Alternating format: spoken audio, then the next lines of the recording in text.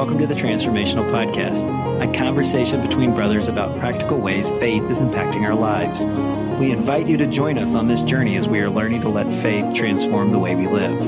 We are glad you are with us today and look forward to sharing our journey with you. Now let's jump in. Welcome to the Transformational Podcast. I'm Chris. I'm the pastor in Paradise. I'm one of your hosts. The other one is my brother. He's the Marine over there in Maryland, Robert. And we're so glad you're with us. And man, the reason we call this the Transformational Podcast is really it's because we're just talking about the way our everyday walk with God and time in His Word affects the way we live and our thoughts and how we interact with His Word. And so it's not just a chore or a task that we do where we just read it to check a religious box. Man, we're just saying, God, will you speak to us on a daily basis through your Word? So we just like to get together and talk about what God's teaching us. Now, before we jump into talking about that, Robert, it's good to be here. What's going on in your world? Any life updates? Any ups, downs, whatever? As you would imagine, in this role, it is never dull. It's never quiet. And in fact, this week we just got back off travel yesterday. I didn't realize, honestly, Chris, that I'd had 15 hours of sleep in 3 days until I was on the plane back yesterday. And I was like, oh man, I feel really tired. And then it hit me. I was sleeping like 5 hours a night. And typically, Chris, it's because when I'm traveling and I'm managing the day, which is kind of my job, I'm not as I don't have as much time or availability to hit all the emails and get all the returns and the replies. And in my job, it's not an option just to get to it tomorrow. That's not how it really works. And so, I work and then I realize, oh man, I'm really tired and it's late and I got to wake up the next morning. And Chris, I think, we've talked about this on the podcast, but I deeply enjoy my time in the morning with the Lord. Yeah. I deeply enjoy my time to get a run in because I feel like what I studied before I go running is what then allows time to bake it in as I'm running, kind of settles in. And so anyway, this week, like I said, we've been up in kind of in the New England area, very, very beautiful area. I got to watch the sun come up on Tuesday off the eastern shores. It was really amazing, very picturesque there in Newport, Rhode Island, and then popped over to Hartford, Connecticut, and ran a route, Chris, that I had forgot I'd even run like 3 years ago. I'd stayed in this same hotel, not even just, it's one of those random chances where we stayed in the same spot and got to run a route again. And it was really nice to get back out there. Now, last time I ran it, it was covered in snow and very slippery, but it was nice and warm this week. And you might get to see a lightning flash or two behind me at some point tonight because we got some thunderstorms moving through. Cool. But you know what I get to do tomorrow? This is actually what I'm really excited about, Chris. What's that? My roommate, my roommate Jeremy, is getting promoted tomorrow. He's getting promoted to Navy captain. And my other roommate, John, is a Navy captain. And by tomorrow at 9:15. Now pause. You said roommate. Oh, roommate in college. Okay, so these are my college roommates, which is pretty cool because all three of us are still in the Marine or still in the Navy, the Department of the Navy. For me, the Marine Corps, for like 22 years, and we'll have all made 06, which is colonel for the Marines and captain for the Navy. And so it's going to be pretty cool to preside over it. I'm going to be the speaker for his promotion. I don't know if it's because he listens to the podcast or if he just needs somebody with a very loud Marine voice because we're going to be outside at one of the war memorials doing it. It's going to be really cool. I can't wait. Yeah. So that's kind of what's going on here. Now that was John Gandy? No, this is Jeremy Cristetto. Yeah. Okay. Yeah. And John's going to be there. He actually was there today. I hung out with him today while I was trying to get my actual job done. So that's tomorrow. I'm really excited. That will be kind of all three of us, which is funny, Chris, because all three of us were pretty sure, by the way, we're all three Christ followers, and we all three love the Lord deeply, and it shows in all three of our lives, even to today. And even as I was talking to John today, and he was just sharing. It was like normal talk, Chris, talk of like what God's doing in his life, not like awkward, but like, hey, this is what God's doing in my life. And same thing with Jeremy. Anytime I go over, it's just fun to talk to him and see how the Lord's working. Robert, and so get to do that tomorrow. I love that you're saying that. I love that you're having conversation, because I think for some people they need to hear that that's okay. You're Right? in the Marine. You're in a Marine. You're in the military. Yeah. It is totally good and should be a part, as we're following Jesus, of our daily lives, For sure. to just talk about and feel good about talking about a relationship with God and what's going on with that. I know people who do it, and I know people who aren't sure if they can do it. And I just want to encourage those people who you totally can. Well, Chris, we're going to talk about it a little bit tonight Okay, cool. as we get into what we're talking about. But before we jump into that, what's going on in your world? Any quick catch-ups here? Well, I'm going to tell on myself. Uh-oh. Go. Well, first of all, things are rocking and rolling. Things are going great. Grateful for what God's doing in our church. Had another big Sunday this past Sunday. Lots of people, first time people come to church. Had a men's event last Sunday night that was incredible. Awesome. It was just, it's exciting. I love hearing men raise their voice praising God. Absolutely. I know, right? I just feel as if God loves it too, because that's what he created us to do, to lead the way. Yeah. And so, the fact is, the elf was not wrong. He just had it a little bit off topic, right? The best way to spread Christmas cheer, singing loud for all to hear. Well, the best way to worship the Lord is singing loud for all to hear. And I always like to think of what David said, and what he really said is, "I'll become even more undignified than this." Oh, yeah. And if you go into the Psalms, it talks about how David says, "I've seen your power, and I've beheld your power and your glory. I've seen you in the temple." He says, "And because of this, I will raise my hands in worship." And so that's where I just get fired up. I love to worship. I don't know if I've got call it a stage voice, but I don't really care. Hey, it doesn't matter. It doesn't matter. God's not looking for a stage voice. He's looking for a heart, pure heart. So anyway, it was an incredible night. But this past week, I had to put my truck in the shop. Okay. Why did you put your truck in the shop, Chris? Well, I feel like this is what we're about to tell ourselves. Why did you put your truck in the shop? Because the other morning I get up and I start pulling out of the drive, and there's something feels like it's shuddering a little bit as I'm turning the corner. I'm like, what in the world? Now, I didn't pay attention to the fact that I just thought it was something in the steering, because it was when I was turning hard. That's all I could think about. Okay. Well, that evening, a friend of mine, my assistant's husband, he's very smart with stuff. And so I'm like, can I swing by the house? Let's look at it. I'm supposed to go on a trip this weekend. So go over to his house, and we start to back out. He's like, can you hear it better with the windows down or windows up? I was like, you know what? I didn't think about lowering the windows. Should have. So I lowered the windows, and as soon as I start backing up, all of a sudden I can hear that it's not the front, it's the back. Okay. And there's something it's like the rear diff is locked. And so something's wrong with the rear differential.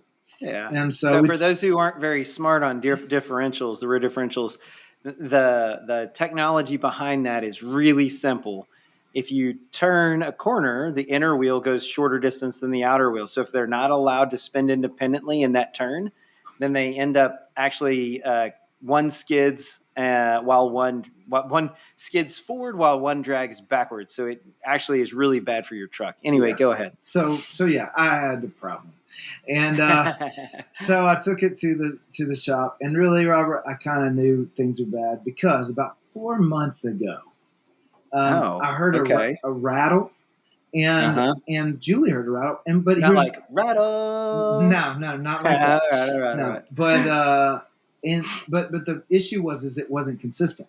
So it would rattle sometimes, and it wouldn't rattle other times. So you decided to just make, hey, that'll buff. We're just going to keep driving until it fails. Again, no need to get it looked at. I thought it might have been the skid plate. I thought it might have been something that just had rattled, but it would settle in from time to time. Yeah. Because it wasn't consistent. It wasn't, and I just thought if it was actual an issue, it would do it consistently. Okay. Turns out there was a bearing going bad, and had I addressed the issue when the bearing was going bad, we could replace the bearing at a fraction of the cost of what I'm about to repair the entire differential for. because I didn't pay attention to it. Now, here's the life lesson. Yeah. When in doubt, check it out. All right. There you go. Listen, you don't have to wait. Listen, I think this could preach too, because I know. when I you was just start, like, I know we're listen, not going there tonight, but we no, could go there. But no, when you start sensing there's something not right, it's time to go and ask the Lord to figure it out, yeah, and say, Lord, search me, help me understand what's going on, and don't let it go. Don't yeah, I let it love go it. to a place where it blows up on you. So anyway, my truck's in the shop, and anyway, it is what it is. The Lord will provide. I was frustrated with myself, but Yeah, it yeah. happens. Well, I was thinking tonight, if it's okay, we'll do a little bit of a role reversal where you can kind of do the questions. Only because I'm bringing something tonight that I know you're kind of already studying, but Chris, it came up in my reading this week, and it's a little bit of a leadership lesson. And I've been thinking a lot about leadership lately because I'm getting ready to step into a new role in the next month or so. And this chapter in the Bible, it's chapter of Nehemiah, the book, I should say, not chapter, was just kind of timely. And some of the stuff that Hmm. I read there, I'd like to share some observations, if you don't mind. Yeah, man, I'd love to hear what guys have been teaching. I think this is great because I'm of the mindset we get to study the greatest leader of all time, it's Yeah. Jesus, but he Mm-hmm. also has given us a manual with so many leaders in it. The Right. Bible has so many leaders in it, and who he used to lead nations, to lead armies, and so I love the character we're going to look at tonight that God kind of spoke to you through. And so, Yeah. man, I just want to hear, kind of take me where you were this week. Kind of show me what God's been showing you. Well, okay, I want to talk about Nehemiah for a second first, because I think this is important. And I'm going to kind of summarize the first chapter or two, but I got to put my glasses on just to get the piece of it. He gets a report from a friend of his that has come back. Now, the Jews have, for the most part, have gone back to Jerusalem. And but he gets a report, and he's like, "Hey, how are things going for those who survived the exile?" And he said, "Hey, the wall of Jerusalem is broken down, and its gates have been burned with fire." And upon hearing this, he fasts and prays. And we could go into that part of it, the fact that his first action there was to seek the Lord, but that's not actually what I want to. That's not where I want to focus in on tonight. Although the fact is like when you're in a leadership situation, that's where you should start. Anyway, he goes before the King Artaxerxes, and when you go before the king, you're not allowed to look sad. You're not allowed to look, anything but happy. Well, he goes before him, and he doesn't look like his normal self. And king notices, Mm-hmm. and it's like, "Hey, is there something wrong?" And now, Nehemiah is worried because that's a good way to get yourself killed. Right. And Now, Robert, go, he was a cupbearer for the king, right? yep, And yep, so what that means is that he tasted wine for a living, not to see if it was good, just to make sure it wasn't poison. So, yep. man, people were dying to get out of his job. But I see what you did there. I see what it is there. Anyway, when he asked him about it, he was ready with an answer. He says, "Hey, why shouldn't I look sad when the city where my fathers are buried lies in ruins? Its gates have just been destroyed by fire." That's in chapter 2, verse 3. And the king says, "What is it that you want?" Now, it's kind of funny. I like this.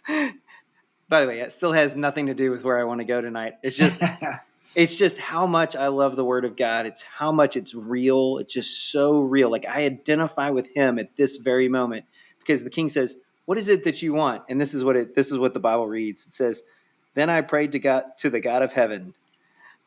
So Nehemiah's like, yikes! yikes. Yeah, she said that God help me. A Yeah, little flare prayer up. been Um, there. but but he was ready with an answer, right? Right. He was ready with an answer. He knew what he wanted. He knew what he needed, and he was ready with the ask. Like, hey, this is what it is. Now that is Mm-hmm. because he had already thought about it. He had prayed about it, and he was simply awaiting the opportunity.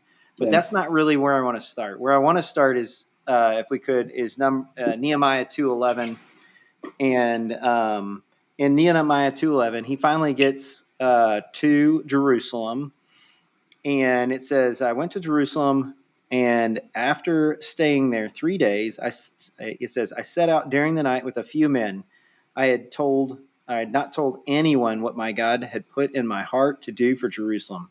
There were no mounts with me except the one I was riding. And another version, it says donkeys, because that's kind of what they rode at the time.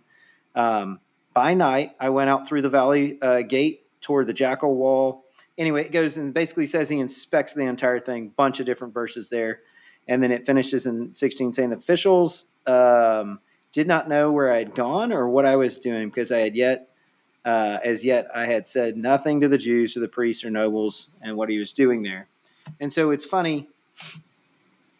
The first thing he does, Chris, is he gathers a small group of people. It's only like 2 or 3 people.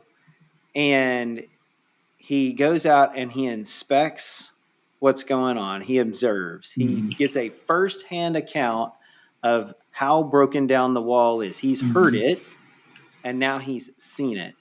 And my observation here is that, sometimes when we have something that's broken as leaders, our first kind of instinct is to crash the situation with a lot of people. Right. As opposed to say, you know what, let me get 1 or 2 confidants, 1 or 2 people who aren't going to go blabbing around and telling everybody what's going on. And we're just going to take a quick, let's observe what's there. Let's stop. Let's take a minute and let's actually capture the state of the actual wall itself. And so that's what he did. And I was thinking about that for my own self, is like, okay, how many times have I rushed in, or how many times have I brought too many people, frankly, in on the problem, as opposed to saying, okay, let me get my vision together first. Let me get my thoughts together first. Because here's the problem, Chris, and this is like the leadership moment here that I learned here. Yeah. Until he is clear about the problem, until Nehemiah is clear about the problem, or better yet, until you are clear about the problem, it will be impossible to tell someone else what the problem is. Right. You will not be able to do that. And so that's one of the things that I see there in Nehemiah 2:11. So Robert, I just for the sake of maybe saying what you just said, is that good vision starts with understanding the starting condition. Oh man, you can't have a good vision if you don't understand the condition, where you're starting from. You got to, if you're going to go on a journey, you can't choose your destination and your path without first understanding, well, where am I starting? If you're going to be able to get from here to there, I've got to know where here is first. Yeah. Before I create a plan to get there. So I love that, dude. And I love the idea of not bringing too many people in. Will you kind of explain what your thought is on that? Well, so it's interesting. It's practically exercised in the military a lot more than people realize, in that in a lot of situations, senior leaders will have 1 or 2 other senior leaders that are around them, and they'll conference. Now, they won't call in every leader in their organization. They'll call in the 1 or 2 that are, they may not be equal to them, but they're just the one person that's in a supporting role. And sometimes it's a senior enlisted person. We call them sergeant majors in our service. Sometimes they're, they may even be a master sergeant, master county sergeant, but somebody senior who has some season and has actually seen a thing or two and done a thing or two. And then they bring in someone else that is maybe their kind of trusted confidant. And because what they're trying to do is not just get a good vision to start to understand, or, understand the conditions so they can have good vision. It's to make sure that they have a right view of the condition. Yeah. Right? Not a biased view. In other words, like, hey, am I seeing the same thing you're seeing? Are you seeing the same thing I'm seeing? And it's that opportunity to stop, because here's what happens next is he, basically daybreak happens and he gathers all of the officials, because nobody knew why he was there. And he pulls them all together and he says, I said to him, he goes, and I love this, Chris, because he now has a good understanding of the condition, and he's about to set the vision. Right. He says, then I said to them, you see the trouble we are in. Okay, these are people who live there, right? Yeah. They are well aware of what's going on, but he says it. He says, because it's important to articulate it. It's important to say what people see so that people don't think that you're like, polishing something that's not worth polishing. It says, Jerusalem lies in ruins and its gates have been burned with fire. Now, okay, we've set the condition. Now let's cast that vision. Here he goes. He says, come, let us rebuild the wall of Jerusalem, and we will no longer be in disgrace. And then he goes on and says, I also told them about the gracious hand of God upon me and what the king had said to me. And so he not only sets the vision sets that vision, it's that he articulates what God was doing when he actually has been pulling that vision together. And so it was really neat to me. I was thinking about, okay, as I move into whatever's next, I should probably look at it that way. Now, here's one of the things I've always said, Chris, while you're thinking about what's next is I've always asked, since somebody taught me this once, is to ask the question, what does good look like? Yeah. And the question is, what does good look like? And I ask that question all the time and I start there. We'll define the condition. Hey, this is the walls are broken down and the gates are burned. Okay, so what does good look like? Well, good looks like the walls are up, probably X number of feet high, X number of feet wide. Gates are set. They can be closed and shut and locked. And that's probably what good looks like, right? And so once you know what good looks like, then you're able you have to know the condition to then know what good looks like. And now you can back it in. You can back in, okay, well, what would it take? What would it take to achieve that? Yeah, right? it's like you have to start with the why. Why do we need to do this? Well, why? Well, because Jerusalem lies in ruins. We're in trouble. Mm-hmm. So we need to do this and end the disgrace. Why? So we can end the disgrace. But then he continues to give them a compelling why they should do this with him. He tells them the story of how the gracious hand of God, right? He gives them hope that this is even possible. He's going, look, God's got to be in this, right? But you got to start with why before you get to the what, because the goal of leading people, right, is that people will follow where you want to take them, right? You've got to take them on a journey, but you have to tell them why where you want to go is worth going, right? That and it's even possible. And really, here he gives them hope that it's possible by simply going, hey, here's why we need to do this, but let me tell you why I believe we can do this, right? That's motivational, man. When you start saying, this is why I believe this is possible. Yeah. Well, and that's the thing, Chris. Sometimes I think people read past this. I know I've probably read past this in the past and been like, yeah, well, the why is easy. It's Jerusalem and God's for them. But that same concept, and this is that's why I said I value my time in the morning. That same concept, it applies no matter what. So for our why, and I tell every military human or civilian human that has ever worked with me, the thing that gets me up in the morning is the fact that there are lance corporals and first lieutenants, there are sailors, there are airmen, and sometimes soldiers who rely on us to do our job, execute our job of acquisition well, so they can have what they need when they need it. Right. And that's the why. And so I say, hey, this is what good looks like, and this is why we're doing this. Right. And so for him, why are we doing this? What's good look like? It's walls and gates. Why are we doing this? Because we want to be out of disgrace. And by the way, God's behind us. So they even get the benefit of having God being behind them, which I think is fantastic. You know what they said, though, when he got done? I actually think it's great because I know how things go forward. But they go, yes, let's do it. Right? That's right. Yeah, let's do it. Let's start building. Yeah. And so anyway, they go on and they start building. We won't get into that now. I want to get into the part that actually I ended up sharing. Not just this part of the reading that morning with a 3-star general, a Marine general, no names, but I just happened to be on travel near him, and he had asked me. I went running. He saw me running that morning. I passed him coming out back in, not ran past him like faster, but like he was. See ya, sucker. Yeah, I know.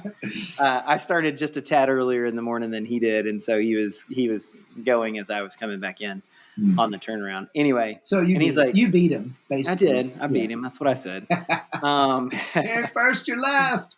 Yeah, that's right. Shake and bake. Anyway, he said, hey, you like running, blah, blah, blah. And I was like, yeah. I was like, I'm actually really, I have this thing in the morning. I run to think, I run to listen to a podcast. I was like, in fact, I read the Bible every morning right before I go running. I just was like, you know what? It's just, I'm going to tell him what I do, because that's what I do. Ooh. There's your Pellegrino. There it goes. Oh, man. You don't even know what just happened there. That's why we can't have nice things. Yeah. Robert's over there kung fu fighting with his Pellegrino. Yeah, not just that. I got there's all kinds of things I got. Oh, man, that was on my journal. Oh, no. Wipe it off quick. I know. All right. Well, that's a bummer. I'm going to dry my journal while I keep going here. So I told him, I said, hey,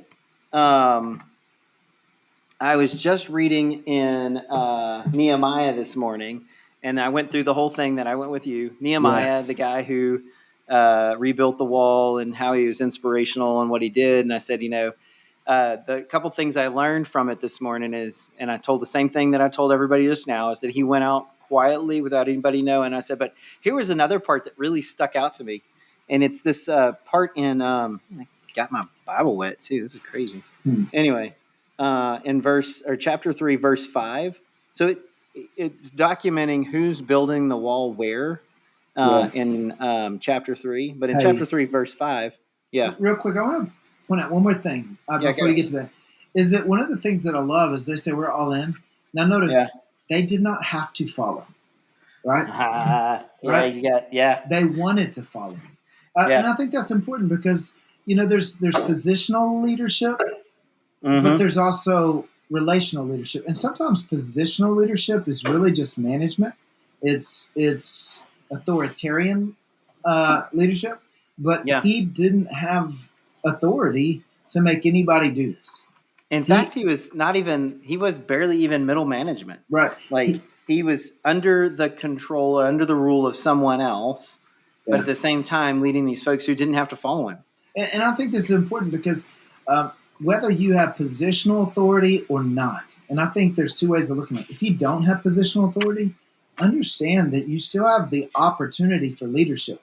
Leadership up, leadership down, leadership sideways as far as the org chart goes. You can lead people through a compelling vision, starting with why. But the other thing I would say is if you're in positional leadership, if you have to tell somebody because I said so and I'm your boss, sometimes you have to. There are people that you just have to go, listen, at this point, I'm telling you, this is what we're doing. But as a leader, that should feel a little bit like a failure, though, even though sometimes you can't do anything about it, and I get that. Yeah. But anytime I do that, that does feel a little bit like okay, so I missed something somewhere because I didn't give them a compelling why or a compelling vision. And sometimes it's misalignment. At the end of the day, I'm not going to lead them where we're going because we're misaligned. They're going in a different direction, even if it's a slightly different direction. And so a misalignment will keep people from wanting to do what you're trying to give them a compelling reason to do. And that's okay. But at the end of the day, like as a leader, I want to cast a compelling vision that goes, listen, I don't want to have to tell people you have to do this. I want you to want to know. You want to know what's funny? Your little random rabbit trail there, your little random side note. Yeah. Not all that random. Oh yeah. Here's what the Lord showed me that morning this morning. That morning. It was it goes through all of them, and then it says in verse 5, it says the next section was repaired by the men of Tekoa, but their nobles would not put their shoulders to the work under their supervisors. And then it goes on and talks about all other people. It's actually really fascinating because it says these people worked under these people, they worked under these people, and they all worked. This group of humans, it essentially records, and Nehemiah takes the opportunity to record, they built the wall, but they didn't follow anybody. They were under nobody. They chose, they didn't like the people who were leading, and they said, I'm not following you, but I'm behind building this wall. Yeah. So they understood the condition, they had the vision, and they built the wall despite not wanting to follow anybody. And it made it very clear, Nehemiah, they didn't follow anybody, but they built their section of the wall. And so I was talking to this general about this, and he made the comment. He goes, so like a silo of excellence, like they just, we talk about in the military all the time, silos of excellence, and it means basically you're awesome in your tiny sphere of your tiny cylinder, but because you won't work with anybody else, then you don't accomplish the same goal or same thing like that. And I told him, I said, actually, I was like, in this case, it's different. I was like, in this case, what we see here is people are aligned to the vision. They're aligned. They understand the condition. They're aligned to the vision, and they did their part. And I was thinking, you know what Nehemiah did? He didn't care. Yeah. He let them do their part. He didn't try to lord over them. He didn't try to pull them in under them. He just said, hey, you know what? Yeah, they technically probably should fall under one of the foremen, but they're not going to because they don't want to, but they're building the wall. So I'm not going to make a big deal of it. Yeah. I'm just going to accept the help and we're going to move on. Yeah. Yeah. And I think thought about that's an interesting leadership deal because, Robert, there's sometimes I think maybe we get so focused on controlling Yep. that we're not willing to go, wait a minute, there might be a different way to do this.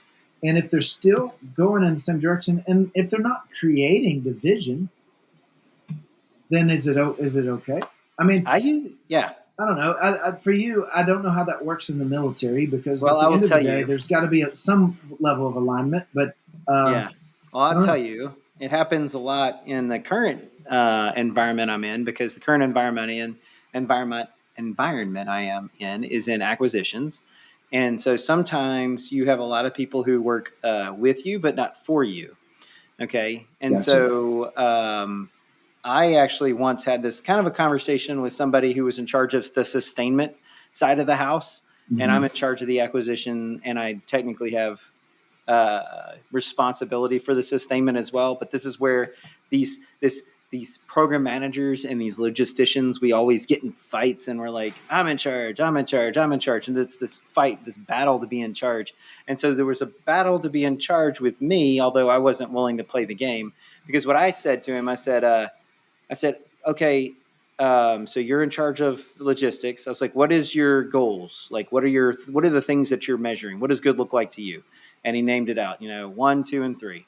And I looked at him, I go, well, those are mine too. So I think we're good. And we just moved on. See, and I think that's important for people to realize is that I think so often we get caught up on we make mountains out of molehills, right? We fight the wrong battles when you're going, wait a minute, hey, if they're still trying to, because the other thing is don't we want competent leaders on our teams? Absolutely. And sometimes competent leaders want to lead, and if you're just trying to make them salute and execute, you're actually not getting the best version of them. And frankly, it's a pride thing sometimes. Yeah. Because it's that person works for me. Yeah. And it does feel a little bit ugly when you see it in reverse, where like they do technically work for you, but they're like, I don't work for you, and that does sometimes feel a little crummy, and maybe like it's clearly their pride is coming out because that's what's happening. Yeah. But my advice would be, and I think this is what I told the general, and it was pretty funny. He kind of like looked off and he's like, yeah, that's actually a pretty good point. Is if they're rowing in the same direction, don't kick them out of your boat. Like they're helping. Yeah. So let it go. So yeah, that was the one thing. And it was funny, Chris, I just want to kind of also put a pin in this aspect there is, that was just a random morning conversation with a 3-star who asked me how my run went. Yeah, that's great. You see what I'm saying? Yeah. Like, it's just, you bring it up in conversation. And I just told, and it was what I did. That wasn't me making stuff up. That was just that morning. And so, yeah, you got anything else? Because I had one more. No, keep rolling, dude. One more thing that I really wanted to cover, and this one actually was a little bit more in line with what I was reading today. And it's kind of a highlight of 2 chapters in reality, maybe 2 or 3 chapters. So in chapter 4, it really starts talking about the opposition that Nehemiah and the Jews really start getting from the folks that are in the area. I mean, they make fun of them in chapter 4, verse 3. Tobiah the Ammonite starts, taunting them, and it's like, what are they building? If a fox climbed up on it, it would fall down. The wall's not that high at this point, and they're kind of making fun of it, and they're throwing shade their way.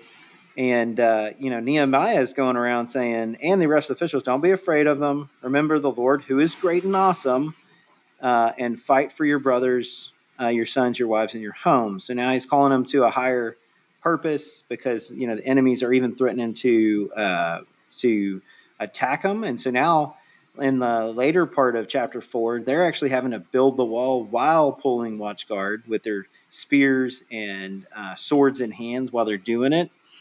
And then it kind of goes on into chapter 6, which talks a little bit more about the rebuilding. And it's kind of funny. They said, hey, they sent a messenger to Nehemiah and said, hey, we want to chat with you about what's going on. Can you come to this town? We just want to, we just want to talk. And Nehemiah is kind of like, he was like, as I had a friend once say, he goes, I was born at night, but it wasn't last night. That's what Nehemiah basically says back, because he says, no, that's not going to happen. I'm not coming out to see you. And this kind of goes on and on. And then one of the things that we get to chapter 7 and verse 4. Blah, blah, blah, blah. Is that the one that was? Did I get that right? Oh, 15. Sorry. Chapter 7 or chapter 6, verse 15. It says, so the wall was completed on the 25th of Elul in 52 days. Hey. Sorry, go ahead. So you said Nehemiah didn't take the bait. I just want to pause there and just say one of the things he said is to actually look at his response real quick, because I think that's important, because he basically says that I'm doing a very important work. I can't come down, right? That's right. I'm too busy, right? I'm too busy to come down. I can't come off the wall, right? I love that, because it's one of those deals of going, he's receiving all of this opposition and Sanballat, and they come to try to talk to him, and he says, I'm involved in a very important work. I cannot come down right now. Yeah, that's in verse 3. Chapter 6, verse 3. Okay, I was looking for it. Sorry, I was like, where is that? No, you're right. He said, I sent message to them. It says, I'm carrying on a great project and cannot, I love this, and cannot go down. Why should the work stop while I leave it and go down to you? And they sent him that letter 4 times telling him, hey, this is what, hey, come see us. And each time he's like, why would I stop working to come to you? Like, what are you talking about? That's not happening. Of course, they wanted to kill him. That's obviously what they were doing. They're trying to get him off site to kill him. And I just love it, because he knew what was going on, but instead of focusing on the fear of what could happen, he stayed focused on what he was there for, right? He stayed focused on what God told him to do, understanding, hey, look, they want to kill me, they want to whatever, but that's up to God. I'm doing what God wants me to do. I'm going to stay focused on what he called me to do, because really what they were trying to do is the very thing the enemy tries to do to us. What if God doesn't come through? What if you step out and you make this decision, this choice, and it doesn't work out? What if you look dumb? What if you speak up and what you felt like God was saying for you to do, that wasn't what he really wanted you to do, or whatever? Man, the enemy will use fear to keep us from moving in faith, or to get us to stop acting in faith. Yeah, it even says here, it says they were, in verse 9, it says they were all trying to frighten us, the people who were building, thinking their hands will get too weak for work and it will not be completed. And then the thing that, Nehemiah did, not only did he stay focused on what God called him to do, he actually prayed. He says, Lord, strengthen my hands. Yeah. That's what he says. He says, Lord, strengthen my hands. And he did it. He completed the thing in 52 days. And I was thinking about it, how often we can get discouraged. It's 52 days from start to finish building a wall. And this is not like any small wall. This is a big wall. Set the gates, lock the doors, the whole 9 yards in 52 days. Mm-hmm. That is an impressive feat for that wall. And it was a wall that, Chris, he could not even take his mule around in some places because it was so in shambles. He wasn't starting with a half wall. Right. He was starting with no wall. and no wall to the point of they had to do rubble removal just to start building it. Mm-hmm. And so in that 52 days, he ended up finishing because he stayed focused and praying to the Lord to strengthen his hands. And I think that's kind of important for us, is that when we have that opposition and we see what's going on against us, is to really stay focused on God and what God's doing in and around and through us. Yeah. Because it wasn't easy. And also, when you think wall, it's not like a fence that we have in our backyard, or even a foot thick of brick or whatever. We're talking. You've been to Israel. I've been to Israel. This is a thick wall. This is like probably 8 foot thick. I don't know. It's huge. It's maybe even bigger than that. So we're talking a really thick, big wall. And without the masonry equipment that we have today, I mean, all of this was a lot of work, and even with the debris removal. Now, just on a side note, sometimes before God can rebuild things in our lives, we've got to get rid of the rubble first. And so that's just a little side note. It has nothing. No, I like it. Well, and honestly, I guess it could have to do with the leadership side of it as well. Because sometimes before you can build what's strong and what's true and what's good, you've got to remove some of the rubble, because it's going to just get in your way from what you need to build. And so sometimes when you do your evaluation, be honest about where you're starting. It may take some, all right, hey, listen, these things we're going to have to clear these things out in order to put things back in place where they need to be. Yeah, and recognize that the opposition, it's going to come. It's going to come because of many various reasons: jealousy. Maybe frankly, sometimes spiritual warfare. Satan's opposing you. Yeah. Sometimes it's just personality. Sometimes we bring it on ourselves. I mean, meaning like we make bad decisions. The important thing is to keep our eyes on him and keep plowing, because at the end of the day, when they did it in 52 days, it says, and this is verse 16 of chapter 6, when all our enemies heard about this, all the surrounding nations were afraid and lost their self-confidence, because they realized that this work had been done with the help of our God. There you go. There's the goal, right? And Chris, here's kind of the final kind of piece of this lesson. And I'm still in it. I think right now I'd have to look where I finished, although my journal is now wet and, sad face. I'll have to dry it out later.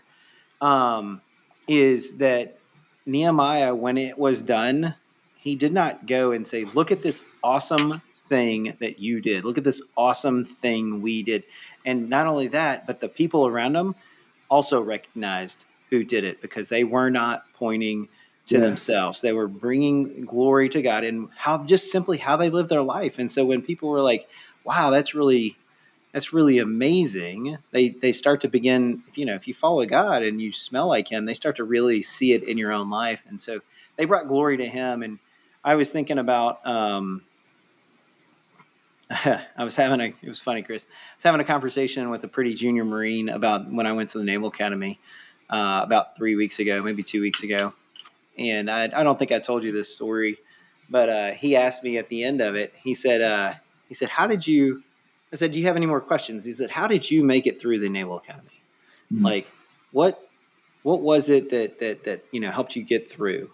And I looked at him and I said, now this isn't Colonel Hurst talking to you. This is just Timmy. This is just Robert just talking. I was like, Jesus is what helped me get through the Naval Academy. Yeah. I was like, because the fact is I wasn't passing college for the first 2 years there at the Naval Academy. I finally got above a passing grade when I got past my sophomore year.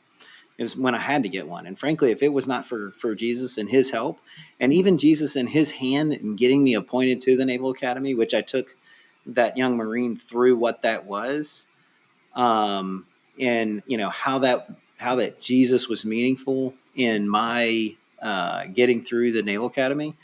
I was walking him through that, and I finished with, I was like, so, and he said, hey, well, I do these actions, like I go to church. I don't go to church anymore. And I said, let me just be real clear with you. I was like, being a follower of Christ isn't about what you do. It's about who you know.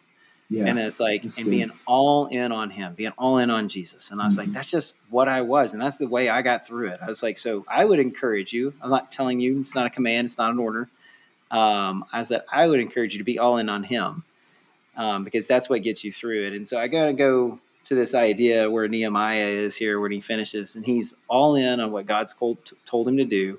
He accomplishes it in 52 days. He turns back, he gives glory to him, and folks can see that and attribute it to the work and the accomplishment that they had. They attribute it to Jesus. And so that was this week, dude. That was just this week reading in Nehemiah. Now that doesn't even include where I was in I think I was in Corinthians, and some of the questions Paul was answering, which I always love reading those questions and reading his answer to those questions. And if you've never read, First Corinthians, I encourage you to go do that. They're pretty. It's interesting. But so that's kind of where I was. It's those three things. A good vision, like you said, starts with understanding the condition. Yeah. Knowing what good looks like, accepting the help, move on. Don't fight the wrong battles, and respond to opposition by staying focused on God and what He called you to do, and give Him the glory.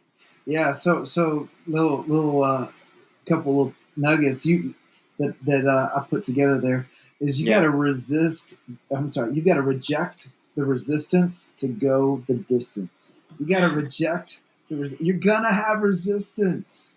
The enemy is never gonna to see you doing what God called you to do, what God's designed you to do. Because why? He knows that God's going to get the glory. There's going to be resistance. You must reject the resistance if you're going to go the distance. And then you've got to give credit to the God who did it. All right? Give credit to the God who did it. Because you can look at yourself and give yourself all the praise and all the glory you want. The reality is that you're stealing what doesn't belong to you.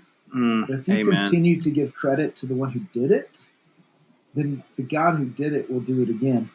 If you continue to give Him the glory that belongs to Him. So, amen. I love it, man. Thank you for taking time to join us today. Our prayer is that you are encouraged in your own journey as you let faith transform the way you live. If you enjoyed hanging with us today, let us know by leaving us a 5-star review and sharing our podcast with others. We look forward to discussing what God is doing in our lives in our next episode.